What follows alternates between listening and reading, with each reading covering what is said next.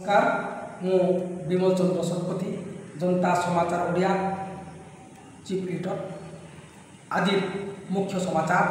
कलाहांडी जिला दोहली देखिए एक समाचार मुख्य समाचार बड़ खबर कलाहांडी जिला धर्मगढ़ उपजिलापाल धीमान चकमा लांच खाऊथिबा अवस्था 10 जणिया विजिलेंस टीम सम्मुख में धरा पड़ती विजिलेंस टीम माड़ी बसी से जयपटना अंचल जड़े क्रसर मालिक 10 लाख टंका लांच खाऊथिबा अवस्था विजिलेंस टीम निज बासभवन ऑफिस रे माड़ी बसी धरी से जड़े लांच अफिसर हिसाब से धरा पड़ी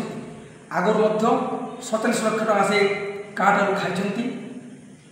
घर 47 लाख टका बाहरी 27 लाख आउ 10 लाख 57 लाख टंका घर उद्धार होती विजिलेंस टीम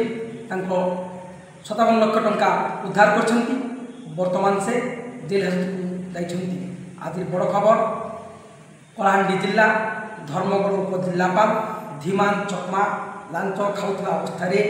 विजिलेंस टीम हाथ में धरा पड़ती एवं जेल को जाइछन्ति वर्तमान से जेल कोठरी अच्छा से लांच खाऊथिबा अवस्था 10 लाख टंका लांच खाऊथिबा अवस्था धरा पड़ती से त्रिपुरार जड़े आदिवासी त्रिपुरार से धर्मगढ़